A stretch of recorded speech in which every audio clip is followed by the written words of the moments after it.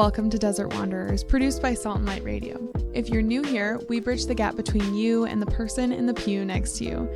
I will be interviewing priests, religious, and laity in our local Boise diocese, asking questions that'll help you navigate your vocation and help build community wherever you are with whatever resources you may have. Let's build the city of God together.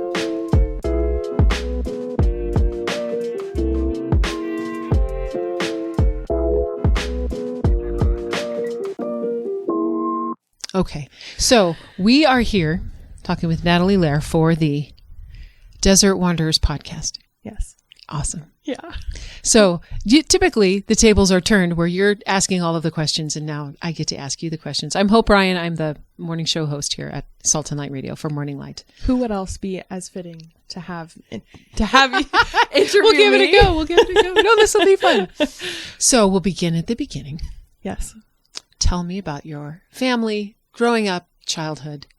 Oh, we're starting We're way starting, at the beginning. yes, because those seeds planted then are coming to bloom now. That's that's very true. So long story short, because I can fill in a lot of space. So long story short. Well, the beauty is you're the editor, so you get to cut out whatever you want. Yeah. So I grew up in Payette, Idaho. And I have two older brothers, and I'm a cradle Catholic. And I think where I'll actually start is my mom was a convert. She and my dad dated for 3 months and then got engaged. And I think they were engaged for 6 months and then they got married. So under a year for their engagement. I think my mom might be like, that's wrong. I don't know. It was less than a year. Yeah. It was like a year or less. So for them to get married. And she was raised as a Protestant and they... In Payette? No, in Mountain Home. And, well, technically outside of Mountain Home, but... Right. Equally urban. Yeah. And the thing that was interesting about it is her parents were like, Mary will never become Catholic, Bruce. And so they actually... I don't think they got married. They didn't get married in the church. So they had to get it like convalidated. But one of the things that my mom did, which was the best gift that was ever given to any of her children, was even though she did not understand or believe the faith she went through RCIA, they did not do anything for her. She's like, she didn't know any responses about Mary. She didn't know that the Eucharist was really Jesus, like nothing. But she went through it and then she just stuck with it because she knew that the only thing that my dad would do, like he wouldn't go to a Protestant church. She knew that he would only go to a Catholic church. And so she said, for the unity of my family, wow, I'm going to go to this church, even though I don't believe it, basically. And she did that for years. And I mean, she was very devout Protestant where she would have like 30 minutes to an hour every morning that she would wake up at like 4 or 5 o'clock in the morning just to get in an hour of prayer before any of the kids woke up. Wow. And I remember like we would go in when we were little into her closet because she had a seat in her closet with all of her devotional stuff. And she'd be like, honey, everyone has a cubicle. Yeah. She'd be like, honey, I'm praying. What do you need? And just, she really carved out that time for herself. And I think having that foundation of like that personal relationship with Jesus that my mom had, I think was really instrumental in the lives of her children.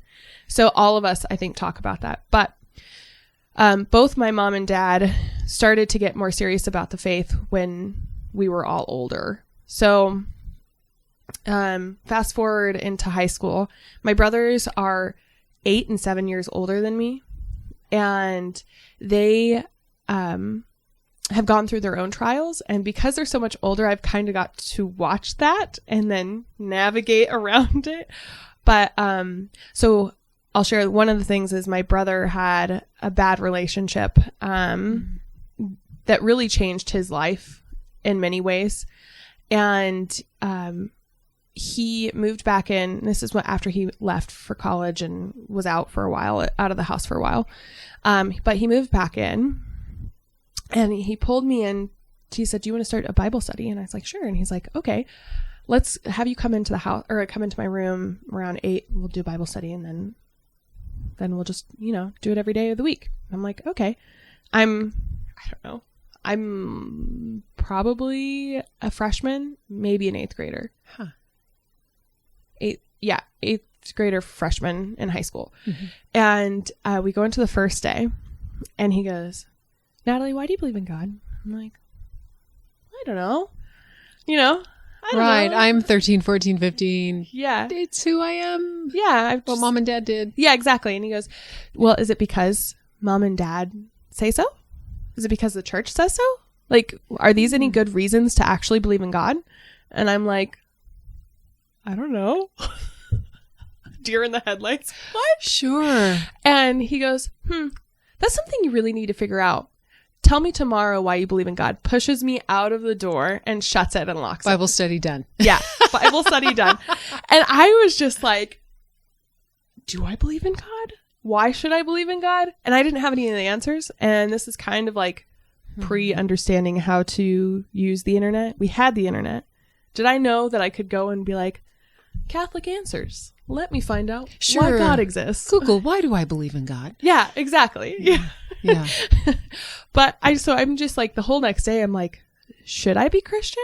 Like, should I be doing this? Does this matter? Like, and then the next night he talks to me and we go over like some of the proofs of Pints with Aquinas for God's existence, right?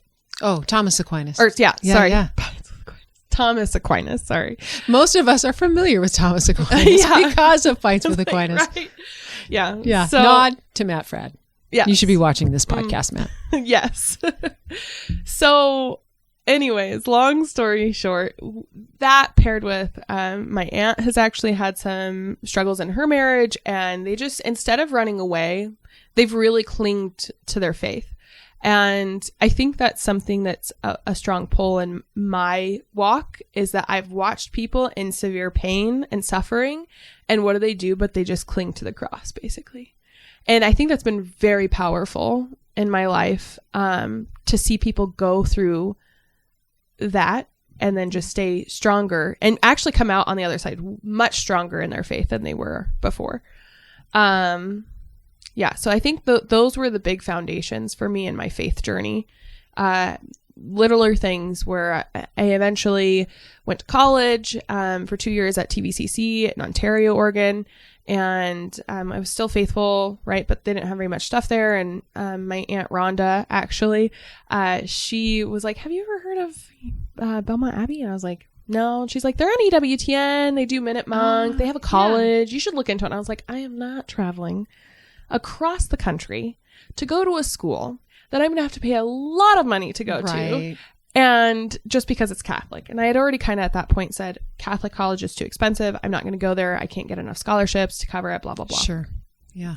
So I'm like going through the process. I ran track. So that's important. Ah, okay. That's important.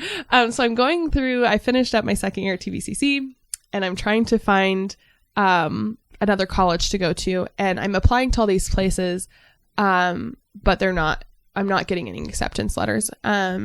I'm hardly getting like any contact with any of the coaches, which is really weird. Okay. So before you go into the next step, what are your events in track? I did the heptathlon, and what is in the heptathlon? Hold on. And long jump and triple jump. Triple jump was my main focus. Awesome. Done. Land. Yeah. Got it. Okay. Yeah.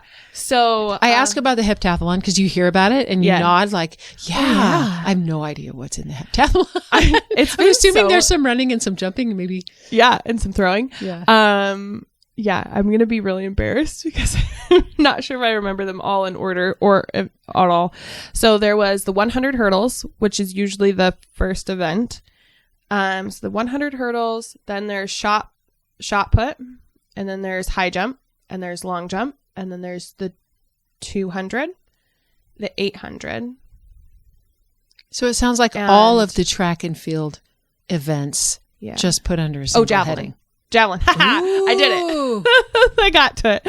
Yeah. So you try to do 2 for each one. So long jump, high jump, 100, 800, which is the worst race on the planet. Don't let anyone else tell you that. It's not. I think the mile and the 800 are equally bad because people think, the mile is long distance. No. The mile's a sprint. Right. It's a sprint nowadays. I remember doing the 400. Right. This is a really long time ago. Yeah. But thinking that was long. Yeah. It's like, whose idea was this to It's like, no, you either sprint or you run miles. Yeah. But this in-between stuff is really, really hard. Yeah, I think the 800 is, because basically what you do is you run the first 400 at your 400 pace, and then you try to maintain that or kick it in at the last, 150, 100. Yikes. For the 800. I don't think I've ever met anyone that just ran it and was like, oh, that was easy, and just walked off. Everyone I know dies at the end. They're on the ground, wow. which is, it's crazy because it's a great race. I mean, the heptathlete, when it's over. yeah. And the thing is after it's over, you're like, I hate that. That was awful. But then you get kind of like a runner's high. You're like, well, but I feel really good because I ran. And then thank you, God, for endorphins. Yeah. And then you're like, no, but I hate this. And it's so funny when we get on the line. I remember one heptathlon.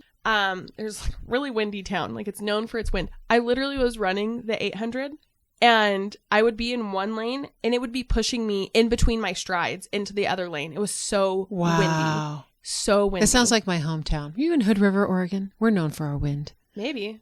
Yeah, actually. No. We'll have to go back and do research. Yeah, I'll have to. We'll insert that. No, I don't think it is because I think it's closer to Washington, north, east of Oregon. I think it maybe, no, not in Tri-Cities. Okay, I don't remember. Right. I was high on the 800, okay? Yeah. I don't remember anything from that day. What are you talking about? Yeah. So, but anyways, I remember I was running and I would have to be leaning completely against the wind to stay in my lane. It was so windy. I think it was if I had to remember correctly, which probably is not, but I think it was close to 30-mile-an-hour winds that we were running in, which is insane. Yeah, and wow. But I remember we were starting that race.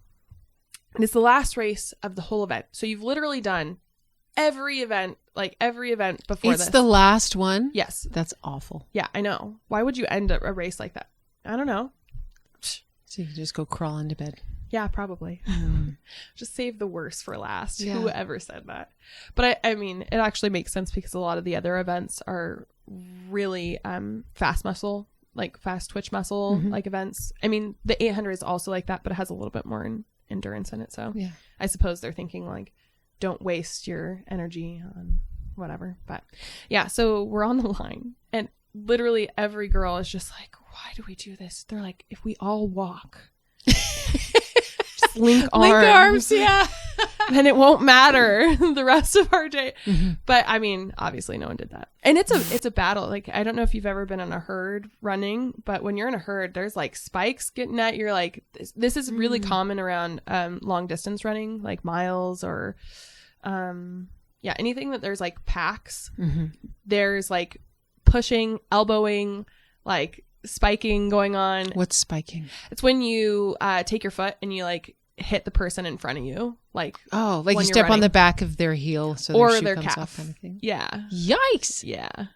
It can be most people are really nice and they don't do that, but there are some people you're person is, I won't say those words on. Yeah. But because they'll do it purposely. So yeah, but you have to be a kind of person to do that. You know what I mean? There's a certain person that does that. But anyways, regardless. Yay. So back to the whole story. Yes. Thank you. Thank you for rabbit trailing. Yeah, I love that. A little track insert. Yeah. So we go to Belmont Abbey, I call the coach at Belmont Abbey and I said, Belmont Abbey has a track team? Yeah. Awesome. They're super athletic. Okay. 80 or 70% of the student body is athletes. 70 or 80%. Yeah. Wow. Yeah. Yeah. So I call the track. Hold on. Pause. Too far. Okay. So my aunt says this and I haven't been getting any calls back that I wanted, right? I've had a couple places that are yeah, but I didn't really want to go there. I was just kind of having those as backups. And finally I'm okay, I'm just going to look at this stupid website that my aunt sent me. Flip open my laptop and I type it in, click on the website and I look at it. There's just the picture of the school. I look at it and I go, that's where I'm supposed to go to school. Literally. Incredible. So I call the coach. I get the number. I call the coach and get all excited. And he talks to me and he's like, so what is your, triple jump number, PR and what is your times for all the events. And it's like, oh, okay. Well, let me get back to you. I'm going to talk to the head coach. Calls me the next day. Yeah, we'd like to offer you a scholarship. So so this was like May. I was like really finishing the last part of my schooling. Yeah. It was like time was really running close. So between May and June, I go and visit, and they start the end of July or beginning of August. It's like really early. And so by the time I went and visited, I had basically packed all my stuff and then had moved there by the end of July.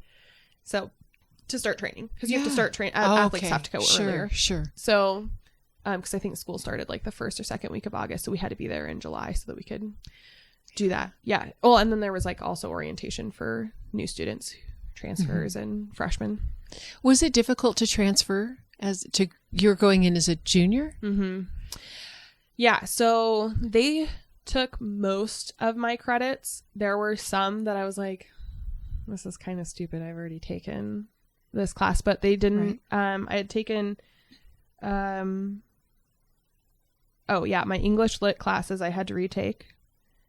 And, what other classes did I have to retake? My English lit, and then I think I took some philosophy, but they made me retake my philosophy. Sure. Which I'm actually really glad that I did. You want to get good philosophy. Yeah. My philosophy classes were awesome. I loved, but my English lit, my second year in English lit, because I do English lit 1, part 1, 2, and then English lit 2, part 1, 2, right? Because you have to do it for a whole year. And my second teacher for English lit was amazing. Everyone thought that he was one of the hardest teachers there, and I was like, not that hard. I also I have dyslexia. He was more of a lecturer, so I picked up on a lot of stuff because I'm more ear oriented. Sure, auditory, oriented, right? Yeah. So I didn't think it was that hard, but he was more of a lecturer type. So sure, but I really liked. You could use your gifts, in particular there. Yeah. So but those two classes were great. And I ended up actually, I was a pre-physical therapy major at TVCC, not because I wanted to go into physical therapy, but a lot of athletes are on that track. They are, but I actually wanted to do speech pathology. And so they're like, oh, we'll put you in this, like the advisors, bad advising. We're like, we'll put you in this track and you should be able to transfer over. That's not how it works. So when I went to Belmont Abbey, they didn't have any of that, which I was like, okay, I'll just change everything and go into business. So I basically did close to 4 years of schooling in 2, but I did summers. I stayed over the summer and did summer classes, which were not advised because those are really short and hard. Right. And the weather's nice. You're like, let me out. Well, the nice thing about North Carolina is after you hit second week, first week, July, it's really humid. So you're like, I don't really want to go outside. But yeah, it was still fun. There was no one on campus, which was hard, but. Moment for sipping. Yeah. This break is brought to you cold coffee. And green tea. And green tea. People are like, how do you survive early morning on green tea? I'm like, I drink green tea because it doesn't make me angry, Mom. Oh, that's helped me. Yeah. Because your listeners may not know I'm a homeschool mom. That's my first job. Yeah. And being an angry homeschool mom is really awful. For me, for my kids, for my husband, for everybody. It's just bad. So green tea until about 10. When I get my coffee, if I drink too much, if I drink more than a cup, I'm like. Right. The shakes. Anxious. What are you doing? Yeah. Right. Yeah. Which leads to angry mom. Right. Because then, it's no good. Okay. So Belmont Abbey, you graduate with a degree in business? I do graduate from a degree in business. Eventually. Okay. My first semester there, I went kind of wild child. Not purposely. I was just trying to find a home. Which is ironic to go wild child at Belmont Abbey. Oh, they don't want to tell me. They don't want me to tell the secrets. But I mean, when you have 80% of your student body as athletes, not 80% of your student body is Catholic. Ah. But they do have a great record of converts. So that go through the RCI program at Belmont Abbey through their athletes. Wow. So it's kind of like a ministry in a way. Yeah. Where they they have focus there, and then the monks are really present. So the monks are always walking around. There's monks that are always like connecting with each team and doing things. They're always at lunch with people. They're everywhere. They're in this, you know, some of them are in the seminary and are going through classes with you. Wow. And yeah, it was such a good experience. I hated it while I was there because I was so lonely. But I think looking back, it was like some of the best years that I had, specifically not college in general, but like the formation and the growth that I had at Belmont Abbey was really good. So I went kind of wild the first semester, and I was just trying to find a home. I was just trying to find the right friends. And I initially became friends with this one girl, and a lot of drama happened, and she started some rumors about me, and it was just really bad. Oh, and so I had to like cut her and her boyfriend off because they were like saying stuff about me, and I was like, you're supposed to be my best friend. I don't understand. We're so a nice Catholic school. Yeah. And I'm trying to like make friends there. And it was just really hard. And I remember at the end of the semester, I'm basically like, well, I don't have anyone to hang out with, and I'm walking around campus trying to find something to do, and I see a thing. It's like theology on tap tonight at such and such hall, and I'm like, well, and it said free beer, right? Free drinks, two per person. Nice. And I was like, all right, well, what else could I do? Because I mean, a lot of the things, you still have party life at Belmont, and it wasn't a dry campus. There were like dorms that could have alcohol. Oh, wow. Yeah. Okay. So I think it's the junior, senior dorms can have alcohol, but obviously they have RAs that are supposed to be going around and making sure that there's no underage drinking, but you know how that is. I was 21 at the time, so free and clear. Yeah. Okay. But so you go to theology on tap, and it's Sister Marina.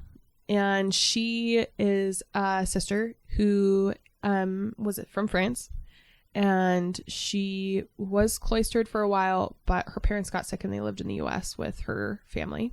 And so she asked to leave to become a single sister in North Carolina so she could take care of her parents while they pass. Wow. But when she continued, she started to connect with Belmont Abbey, and she started to teach there. Well, she tells us her whole story, and then she talks about God's mercy. And I remember the one thing that she said was, and at this point I wasn't even going to church anymore because I knew that I was living with mortal sin. And so I was like, I'm not ready to confess this, and I don't want to confess this. I don't want to admit to all of this. And so I was just like, I just won't go. So sure. So when I was there, she had this thing, and the one thing that I remember from her talk is she said, you know, the thing to remember is God loves the young because they make the most mistakes, and they have the most opportunities to come back for him to share his mercy. And I just remember I was sitting in the back. I don't even know if I got my drink tickets or anything filled yet. And I just started bawling.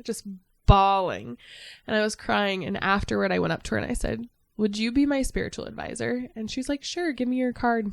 So I get her card. Well, I'm leaving. I'm feeling really good about myself. I'm like, I'm going to get my life straightened away. And then we go on break. And so I go on break. Bad mistakes, like lots of the same thing, feeling kind of like trying to find a place. It doesn't work. Come back. It's probably like 2 or 3 weeks into school. I haven't heard from her, and I'm kind of falling back into the old routine because I still am connected with people there. And my focus missionary, I usually was like, side note, I listened to a lot of CDs, the Lighthouse Media CDs. Okay. When I was at TVCC, I would listen to them on my way to school and back. Mm-hmm.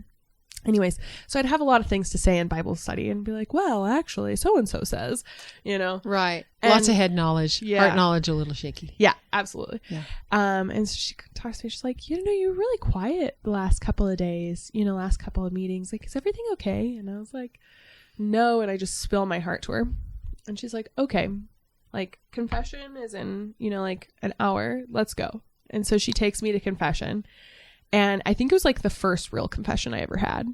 Yeah. That's incredible. Yeah, it was pretty incredible. And what a gift that she was to know. Oh, absolutely. It's like, here we go. Here's this healing. Now's the moment. Yeah. Yes. And she walked with me a lot. And I'm very grateful for her. And she ended up being one of the best people that were put in my life. Obviously, God was working through all of this, but did it surprise you that there was a focus missionary at Belmont Abbey? Not really. Okay. I don't know. I just kind of was like, well, it's Catholic. You're Catholic. Let's do it. Yeah. I think they're at a lot of Catholic colleges, actually. Right. Which I find ironic. I mean, as a Gonzaga grad, I'm like, please send a focus missionary. Yeah. Please. Did you know they have them at Steubenville? That's amazing. Yeah. What a great job. Yeah. Well, okay. So I have a friend who lives here in Boise who was a focus missionary in Steubenville. And she was like, it was really hard because they don't think that they need you. Interesting. They don't want to let you in because they think they know it already, because a lot of them are very Catholic. So she said it was really hard, actually. It was, That's really interesting. Yeah. I don't think they have that problem at Belmont Abbey, though, because, again, most of the students aren't actually Catholic or they're not practicing. So, so she takes me to confession. I have my first, real confession in a long time. And I'm walking out of the building. Not even 20 minutes later, Sister Marina calls me. She goes, hey, so, I wanted to let you know that I lost your card. And I thought, God just doesn't want me to reach out to you yet. And she's like, so I was just thinking, I'll just wait until it reappears because God will let me know when it's time to talk to you. And I was like, oh my gosh, I just came out of confession. I just had a general confession and just poured my soul out to Jesus. And she goes, oh, yep, told you it was the right time. Yeah. I love it. It was great. So yeah, anyways. God is so good.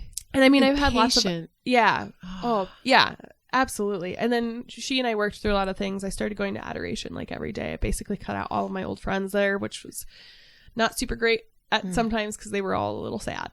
But I kept a couple of them that I really liked under my wing. They were younger. They were freshmen at the time. So I was trying to have them around because I really did care for them. But I knew they weren't living the kind of life that I wanted to live. So I had them I was an RA the next year, and I had them in my suite because there was 4-room suites and you had 2 people. So I picked all the girls that I wanted.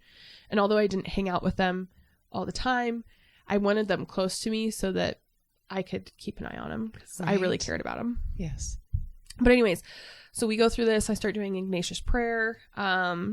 And Ignatian prayer, and I just really spent a lot of time in adoration, and I just really grew close to the Lord. And then after that I graduated, went up to Sun Valley. Why did you go to Sun Valley? I got before I graduated, the recruitment company Redfish Technology actually reached out to me and was like, do you want to come work for us? And I was like, sure. And they put me through a very rigorous interview process, and at the end they chose me to work for them. And the thing that I'll say about Sun Valley, I'll make it very short, it's a college town without a college. That's what I tell everybody. So that really nails it. It is. So there's lots of I don't think people understand there's actually a lot of people that still live there year round, but they're not who you think they are. They're all the workers. And so I mean, in some regards, it's really fun. They had lots of events. So we did lots of softball leagues and volleyball leagues. And we would go to the hockey team games because they're actually really good. It was super fun to watch, the Sun Valley Suns. And so those aspects were really beautiful. But it was all about drinking and drugs for many of it. So, which is hard. And then when I decided, I went up there, and Father Justin was up there at the time, and I reached out to him right when I got there, and I was like, I really want to start a fire pit or theology on tap up here. And I was telling, we had dinner, and I was telling him everything I want. And I just remember he looked at me and going, Natalie, I love your zeal.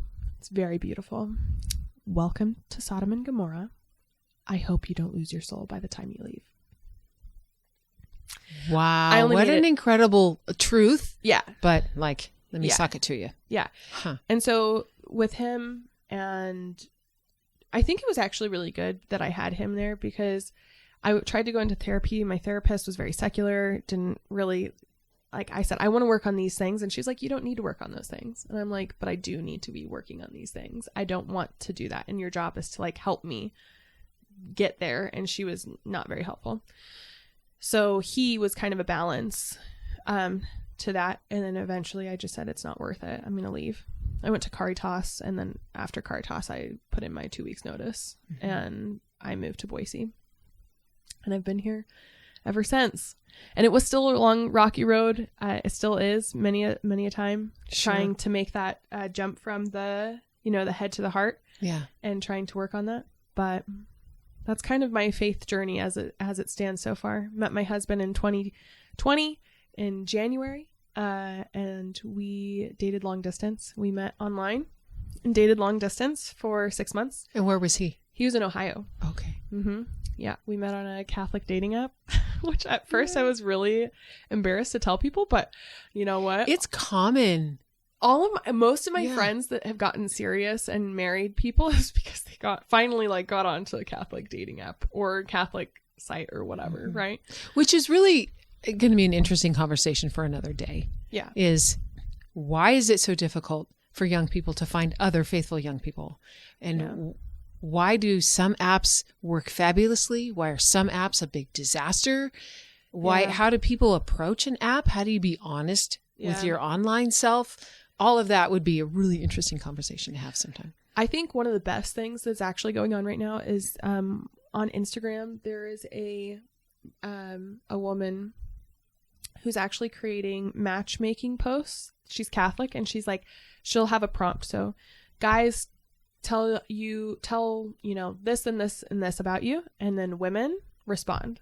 And so in the comments, the guys will say something, and then women will respond to their comments and be like, oh, I'm also from this city, or hey, I'm tagging this person, I think she would be a good fit for you. And they're doing it, and I think from the first post that they ever posted, they had 3 weddings. Yeah. Incredible. And I think that's actually working better in a lot of ways than some of the dating apps. Sure. I think part of it is because on the dating apps, it was pretty common to see a guy be like, my woman can't walk, woman can't work, and she has to stay home with the kids. And it was just starting with my woman. Yeah,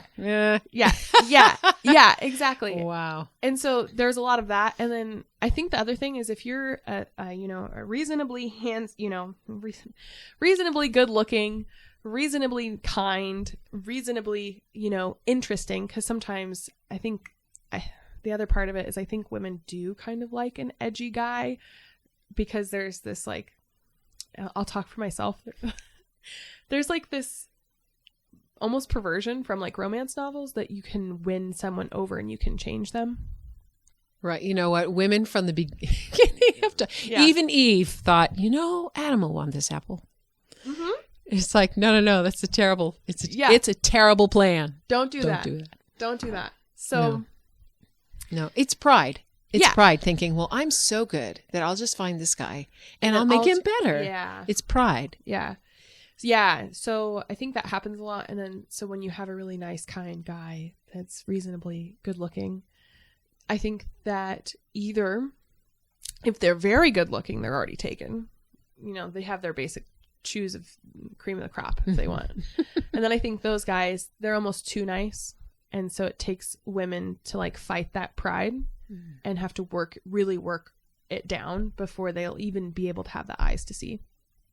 But the reason I fell in love with my husband is the beautiful thing about dating long distance is we had 6 months where we didn't even see each other, didn't even hug each other. So it was all intellectual, all get to know you, ask questions, talk about your interests, really get to the meat and potatoes. What are your stances on all of these things, and we had 6 months to really work on that. I think it was more 4 or 5 before we actually met each other. We met in it's 4 months, January, February, March, April, May. Yeah. So he came and visited after he graduated from his master's, for 2 weeks. Which is a long time. Right. He came for 2 weeks to Idaho. And then we had a great time, and I had a wedding to go back to in North Carolina, and I asked him if he'd go with me. And so he was like, well, I'm actually having a family vacation. Why don't you come for the wedding? We'll drive down to the wedding, and then you can stay with us for 2 weeks and then hit the family vacation at the end of the thing and get to know all my family. And I was staying at his parents' house because this was during COVID, and they had plenty of space. So, yeah, we did that. And then the next month after that, so that was May, June, July, he moved to Idaho, got a job and moved to Idaho. And then by November, I think it was, we were engaged and married by April. Had our first baby next April. So that's second exciting. Baby next June. So boom, boom, boom. Not messing around here. Be efficient. Why not? Yeah. Why not? Yeah. Well, especially, so as someone who married late, meaning my late 20s. Oh, same. Yeah. There's an urgency. And someday when we switch places, I'll tell you about my deal with God. I would love to and hear my that. children. Yeah, I would love to hear that. Yeah. So it's good fun. But we sometimes, when you marry later and the biology catches up with you, or the reality that you've wasted so much time, that you're like, let's get on with it. Yeah.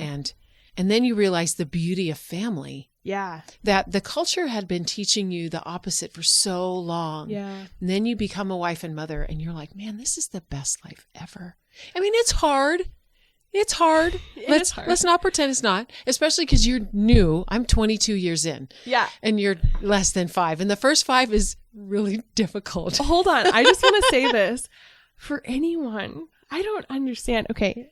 If you obviously if you have a bad relationship or something, I can see how this doesn't work, but I would much rather be a stay-at-home mom than like have a full-time 9 to 5 any day. Oh my gosh. I get to, obviously I have my kids' schedules to work around, but I get to go see my friends whenever I want. I can go to my parents whenever I want. I can go out and do whatever I want whenever I want. And guess what? My husband's financing all of it. I mean, like, it's the best. Right. Yeah.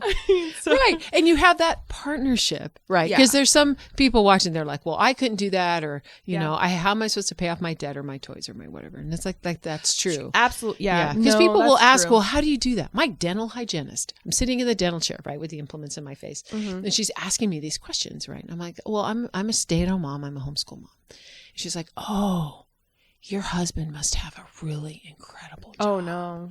Yeah. And it shocked her when I said, no, actually, we just live pretty simply. Yeah. Yeah. And she kind of looked at me, right? And it's a vulnerable place, right? To be the one with the implements in your mouth trying to make this discussion with the hygienist. But she thought that was really wild. Yeah. And I thought, yeah, that's food for thought. Because it's not, not everybody fits in that mold. And there are plenty of people watching and listening that are like, yeah, I don't fit in that mold. And I can appreciate that. I have to say, but if you want to live simply, if you make it a priority, and I'm not saying this is what we should all do, and many people might get mad at me for saying this, but I think it's important for my kids to have me in the first like couple of years of their life. It's more important for our society. It's statistically important. Not like you watch how well kids turn out. It's like that presence in those first 5 years is so critical. Yeah. Absolutely critical when it comes to academic performance, when it comes to who's in jail and who's not, and all of that. So important. But not even like, let's take it outside of our family. If we're looking at a society, right? I think when we produce good kids, we produce good society, right? So what I'm going to say is, if you live simply, the government will provide subsidies for you to do that. And I'm not saying that everyone should. I'm not saying that everyone should, but there's like... What do you mean by that? So, I'll, for example, so my husband, he works and makes very, we're on the very much lower side of middle class. Okay.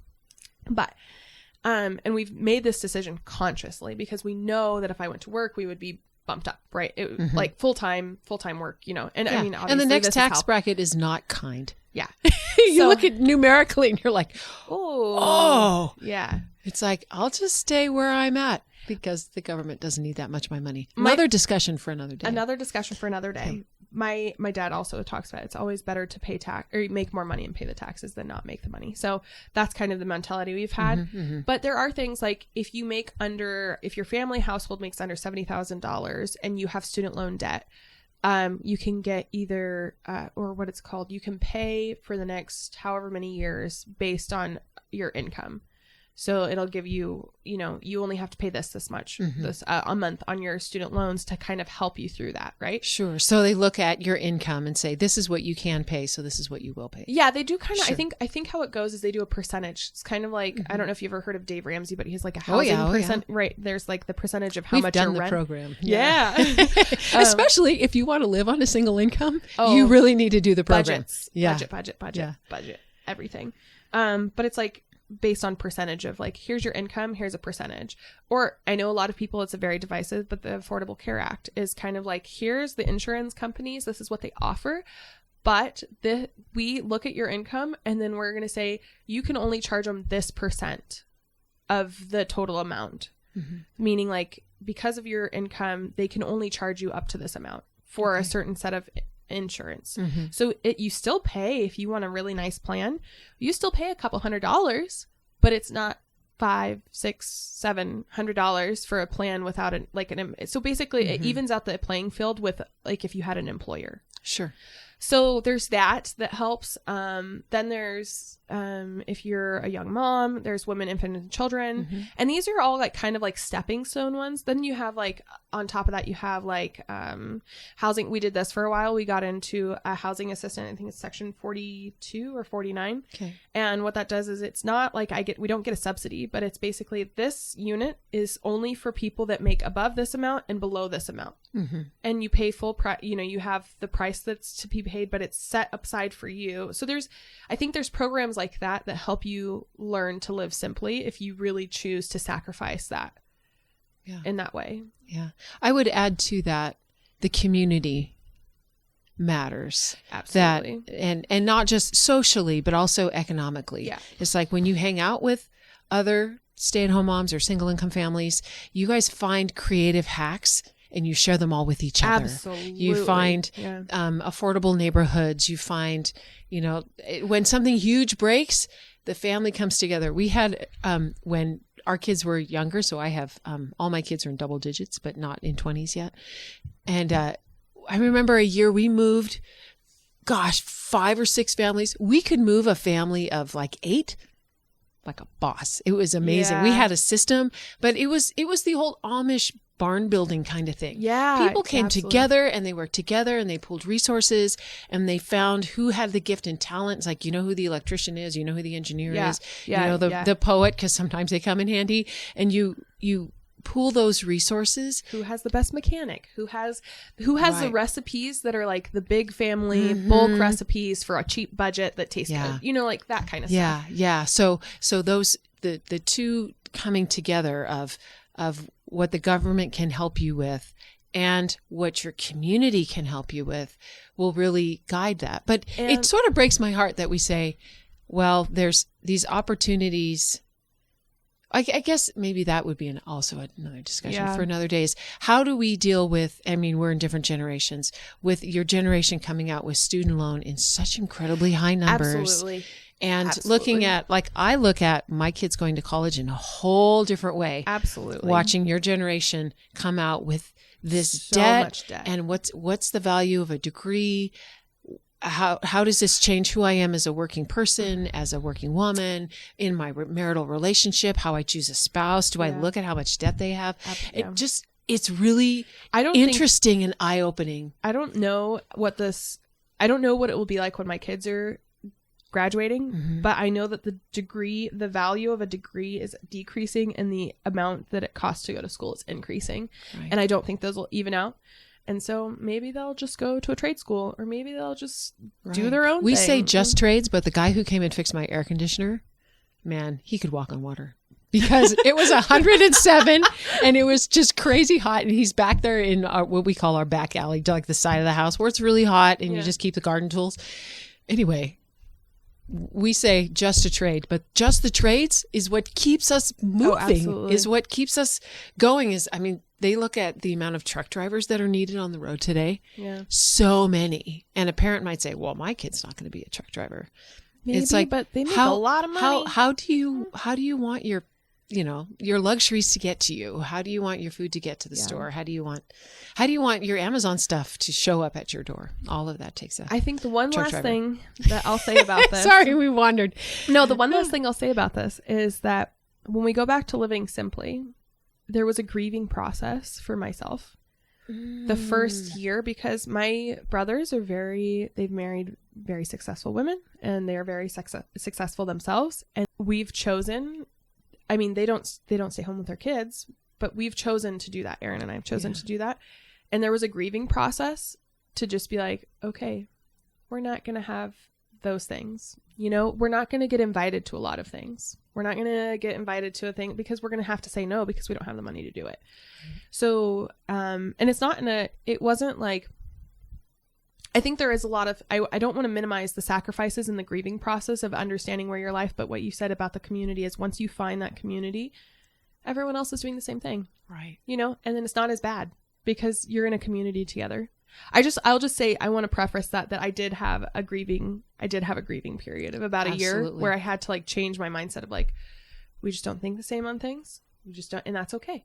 And it's okay. And I love them. And I'm so grateful for the things they do invite us to and the toys that they share with us. They have a boat, which we love to go and utilize whenever we get the chance. But I just want to say, I think that's a big part of it too, is just realizing that when you live simply, you're going to have to say no to things. And that's okay, because the time that you get to spend with your kids is so amazing, and the time you get to spend with your husband is so amazing. When we die, what are we going to have with us? The money or our relationships and those memories? Right. And the time you have to spend with the Lord. Absolutely. There's a lot of distraction in the workplace that can become your God. We know that. Yeah. We know that as a reality. I worked full time for a long time. And when you're talking about grieving, I remember grieving when I stopped working full time. Yeah. I had a baby. And that transition, I remember being really kind of weird and reflecting on it, knowing that it was coming and just letting it come, kind of dealing with that. And now being extremely busy, but not necessarily getting anything paid done. For it by the world, right? By the world. Yeah. But I can go to adoration. Because you were talking about the free time, and as the kids age, the free time, it ebbs and flows a little bit, and we find in our marriage we made a conscious decision not to be extra super busy. Because we have a lot of friends who are, my kids are signed up in every sport and they do everything and they're always busy, and we choose drive through every other day. We don't have sit down dinners and all of that stuff. Yeah. But we decided very early in our marriage before kids that was not going to be what we were going to do. And it mattered because now we have more time with the Lord. That's true. And the amount of time we get to go to daily mass. My husband, he gets to work by 8. So even a 7:30 mass, he's not going to be able to go to. Right. So again, like you're saying, the time in adoration or the time at daily mass. And I'm not saying I'm perfect at that, but we try to go. Oh, me neither. So sign me up in the not perfect column. Yeah. Beautiful. Yes. Okay. So this podcast is Desert Wanderers. You've created it with Salt and Light Radio, right? Yes. We're here in the podcast studio at Salt and Light Radio. Yes, we are. I spend most of my time up the steps and down the hallway. Yes. But this is a beautiful space. You've worked really hard to make this a beautiful space. Tell us about Desert Wanderers. Okay. So, I'm going to try to make this short, but I don't know if I can. You can cut out some of the other stuff. Sure. The one thing that I would say is when I had my kids, there's a women's group and they just add people to this group. It's on a Slack chain, and they just, any mom that they see that's new, they just add them to it. And then there's this built-in community that's Catholic. It's like Facebook basically. Yeah.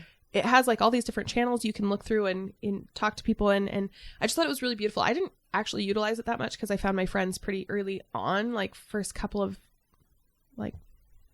weeks having the app, and then I was just meh, I don't need to use it anymore. So but when I had my second child, they actually had one of my friends put on the Slack chain and was just she just had a baby, please sign up for this meal train. Yes. And I just had so many random people that I had never met before just come and bring me food. And I just thought, what a powerful witness that is, that we're here together, that we're banding together, that there's this ministry.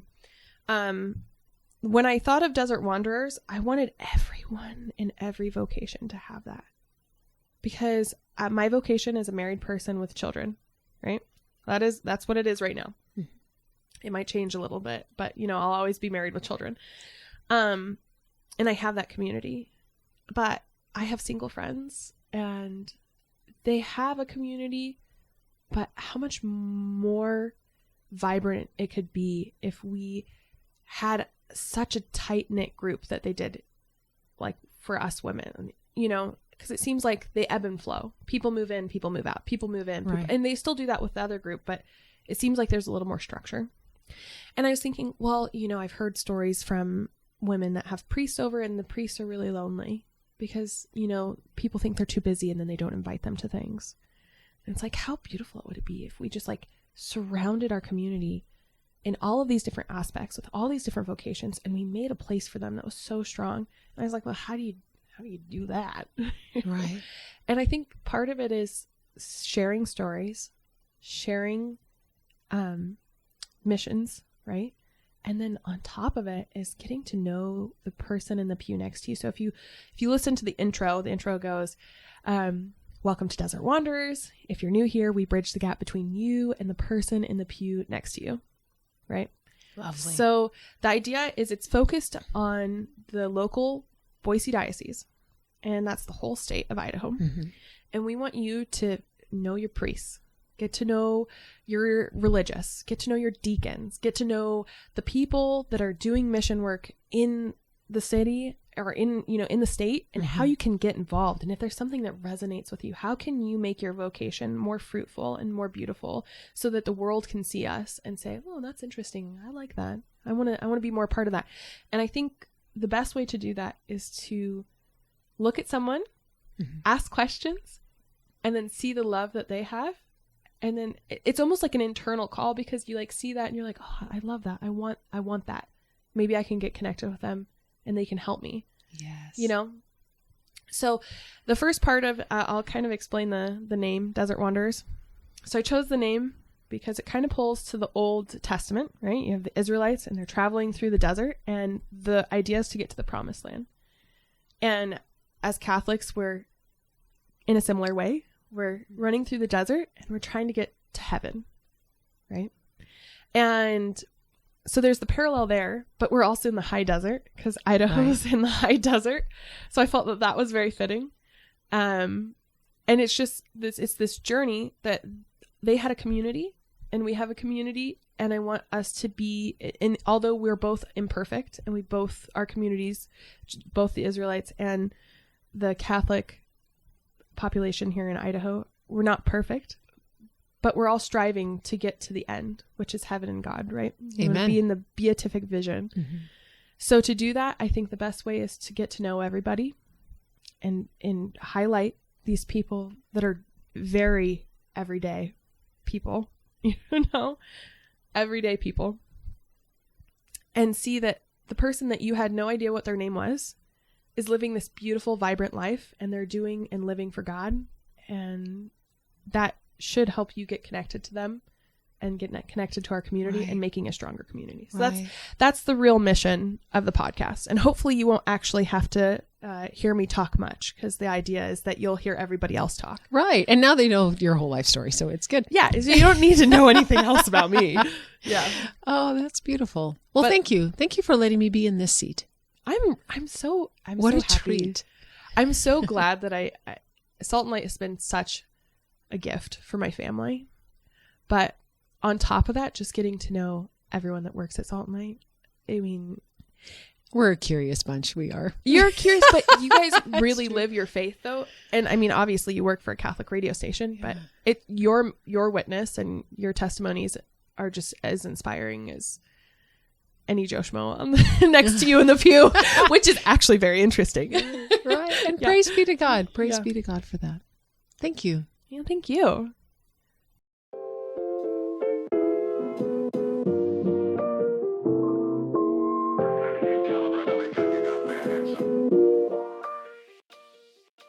Thank you for tuning in to this episode of Desert Wanderers. If you liked it, give us a thumbs up as well as subscribe down below. We're produced by Salt and Light Radio, so you can find us on social platforms at Salt and Light Radio or Desert Wanderers Podcast. We produce episodes every week and we launch them for you on Wednesdays. So make sure to tune in for next week's episode and we'll see you then.